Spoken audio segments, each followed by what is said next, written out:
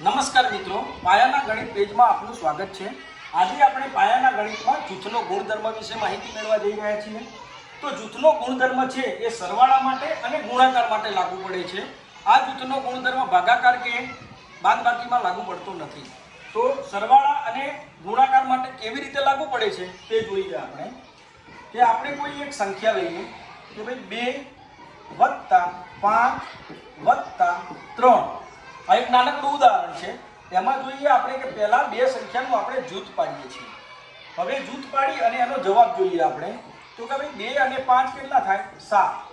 એની અંદર તમે 3 ઉમેરો એટલે જવાબ આવશે 10।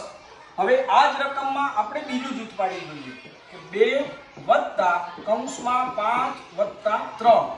મિત્રો તમે જોઈ શકો છો કે સંખ્યા 2 5 3 2 5 3 અને સરવાળાથી જોડાયેલી છે।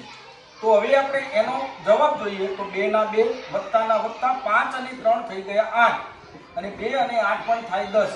તો તમે જોયું મિત્રો કે સરવાળા માટે તમે ગમે તે જૂથ પાડો તો એનો જવાબ સરખો જ રહે છે। તો એવી જ રીતે મિત્રો આપણે જોઈએ ગુણાકારમાં। તો ગુણાકારમાં આપણે 3 સંખ્યા લઈએ કે 3 × 5 × 6। તો એનો જવાબ આપણે જોઈએ જૂથ દ્વારા। તો પહેલા આ બે સંખ્યાઓનું જૂથ પાડીએ।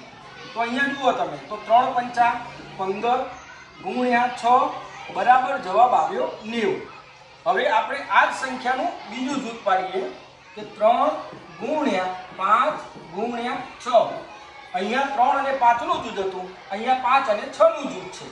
છતાંય જવાબમાં જોઈએ આપણે 3 ના 3 ગુણાકારના ગુણાકાર 6 × 5 થાય 30 અને 30 તેરી થાય 90। તો જોયું મિત્રો, આ જે સરવાળા માટે અને ગુણાકાર માટે જૂથનો ગુણધર્મ છે તે વ્યવસ્થિત કામ કરે છે। આવા જ વિડીયો જોવા માટે મારા પેજ સાથે જોડાયેલા રહો। આભાર।